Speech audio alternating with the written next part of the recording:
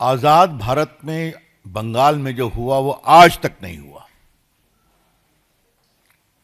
कि एक सिटिंग मुख्यमंत्री एक प्राइवेट प्रॉपर्टी में घुसकर जहां मनी लॉन्ड्रिंग की कार्रवाई चल रही है ईडी के द्वारा, वहां चली जाए, ईडी के लोगों को धमकाए और पेपर स्नैच कर कर वॉकआउट कर जाए। आज देश के प्रमुख अखबारों में फोटो छपी है, वो वॉकआउट कर रही हैं पेपर लेकर। ये मामला क्या है कि कोल स्कैम को लेकर, कोल की स्मगलिंग और हवाला ट्रांजैक्शन को लेकर ईडी कार्रवाई कर रही है। उसमें कई जगह रेड वगैरह हुई और जो मिस्टर जैन हैं उसके कंसल्टेंसी फर्म के बारे में यह शिकायत आई कि करोड़ों रुपए का ट्रांजैक्शन यहां से हुआ है। यह बात हम नहीं कह रहे हैं, ईडी ने अपने ऑफिशियल स्टेटमेंट में कहा है जो उनके वेबसाइट पर है, उसकी कॉपी हमारे पास है, उन्होंने पूरा लिंकेज बताया है। ऐसे में वो काम करने गए थे और आपको मालूम है बंगाल कोल स्मगलिंग का एक बहुत बड़ा हॉट स्पॉट बना है। रूलिंग पार्टी के बहुत लोग का इन्वॉल्वमेंट है, उसकी चर्चा कई बार हुई है, हम लोगों ने भी किया है। यहां पर स्पेसिफिक केस था और मैं फिर रिपीट करूंगा, ये रेड न ममता जी के घर पर थी, न उनके ऑफिस में थी, न टीएमसी के दफ्तर में थी, न टीएमसी के किसी नेता, विधायक, एमपी या ऑफिस बेरर के घर पे थी। ये रेड थी एक प्राइवेट कंसल्टेंसी फर्म जिसके यहां करोड़ों रुपए के मनी लॉन्ड्रिंग की शिकायत आई थी कोल स्कैम में, उसको फैसिलिटेट करने के। और ये मैं फिर कह रहा हूं, ये मैं नहीं कह रहा हूं, ये बाकायदे उनके स्टेटमेंट में है जो उनके वेबसाइट पर है। आपको वो कॉपी हम दे देंगे प्रेस के बाद। ऐसे में ममता जाती हैं, वो सिटिंग चीफ मिनिस्टर है और समाचार पत्रों में यह भी लिखा हुआ है जैन का घर कहां है। गाड़ी छोड़ती हैं और फ्लैट में घुसती हैं, उनके पुलिस कमिश्नर जाते हैं, पुलिस अफसर जाते हैं और वहां ईडी के लोगों को हड़काते हैं और ये बहस करती हैं और कागज छीन करके लेके चली जाती हैं। उनका आचरण नहीं अमर्यादित, असंवैधानिक, शर्मनाक है, लेकिन लोकतांत्रिक मर्यादाओं का उन्होंने तार तार कर दिया है। The entire action of the chief minister is not only unethical, irresponsible, unconstitutional, but she has put the entire democratic process and governance to shame. मुझे याद आता है कि आज वो मामला भी है, आपको मालूम है कि लालू प्रसाद के खिलाफ दिल्ली कोर्ट ने चार्ज फ्रेम कर दिया वो लैंड फॉर जॉब स्कैम में, और कहा है कि वो सिंडिकेट चला रहे हैं। जब चारा घोटाले की लड़ाई हम लोग बिहार में लड़ रहे थे, स्वर्गीय सुशील मोदी और हम, बड़ी लड़ाई थी, रेड हुई थी, लालू जी गिरफ्तार हुए थे। लेकिन एक बात मैं कहूंगा, कभी लालू जी या राबड़ी जी ने सीबीआई के दफ्तर में रेड करने की नहीं सोची थी। बात को समझिए जो मैं कहना चाह रहा हूं। तो ये तो कमाल हो गया ना। ममता जी, आपको घबराहट क्यों है? The BJP would like to ask madam Mamata ji, what is your linkage with that consultancy firm? आपको इतनी घबराहट हो गई? वो तो कंसल्टेंसी फर्म कई का काम करती है।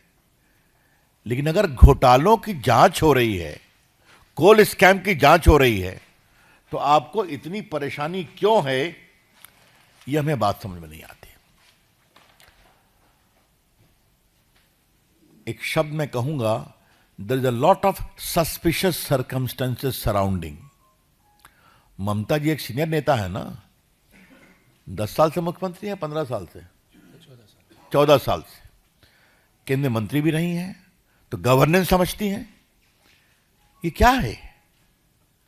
तो अगर ममता बनर्जी सारे नियमों, कानून, लोकतांत्रिक मर्यादा को तार तार करके गई हैं, तो वहां कुछ बहुत सेंसिटिव था जिसको निकालना जरूरी था।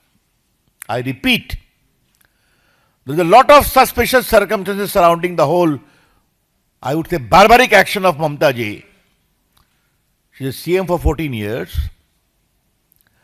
has been a central minister, knows the norms of governance, and if she goes and raids a particular house where official raid of the ED is going on in case of coal scam and snatches the file and comes out, that means she was trying to rescue something sensitive implicating her and her party. और क्या कहा जाए, इसका inference और क्या हो सकता है? और ममता जी ने कोई पहली बार तो किया नहीं है। याद करिए, जब शारदा स्कैम में राजीव कुमार जो डीजीपी थे, उनको बात हुई थी, उनको सीबीआई ने इंट्रोगेट करने की बात की थी, तो वहां जाकर धरने पर बैठ गई थी। संदेश खाली में उस मेन एक्यूज को बचाने के लिए क्या क्या नहीं किया। मुझे तो पार्टी ने कई बार बंगाल में एट्रॉसिटी की जांच करने के लिए भेजा है, चाहे वो लोकल बॉडी का इलेक्शन हो या ग्राम पंचायत में जो अत्याचार हुआ। तो मैं संदेश खाली भी गया था, तो संदेश खाली में कहा गया कि आप मत जाइए। मैंने कहा क्यों नहीं जाएंगे, देखा जाएगा। तो बाद में मेरी जो अपनी सिक्योरिटी थी, सीआरपीएफ, वो थी, और फिर महिलाएं आई। बाकी लोगों को कोर्ट से परमिशन लेना पड़ता है, हमारे साथ कई एमपीज गए थे। ये क्या हो रहा है? आज तक उसको बेल नहीं ना हुआ। कौन शेख था वो, याद करो। हाँ, स्टिल ही इन जेल। तो उसको बचाने की कोशिश, पुलिस अफसर को बचाने की कोशिश, और आज रेड करना। ये जो ममता जी का पूरा इतिहास है, ये बहुत ही दुर्भाग्यपूर्ण है।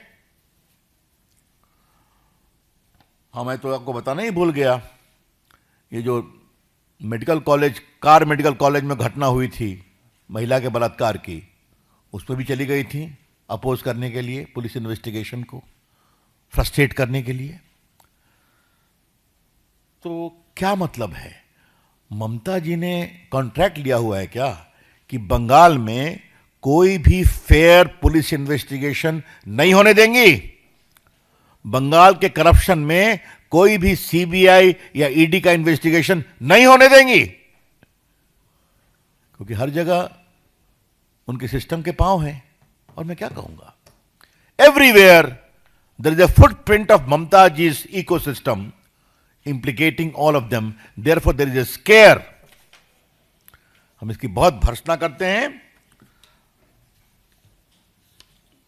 आज हमारे पास ये पूरा लिस्ट है, संदेश खाली, उसके बाद कैटल स्मगलिंग, अनुव्रत मंडल, दूरे ration scheme, बॉगटुल massacre, Hanskhali rape case, Alapan Bandyopadhyay case, Narada scam, ये सारा हमारे पास पड़ा हुआ है। लेकिन आज की जो घटना है, बीजेपी की ओर से हम ममता जी की भर्त्सना करते हैं। We condemn outright the utterly irresponsible conduct of Mamata ji. और कानून के छात्र के रूप में हम कहना चाहेंगे, यह अपराध भी है।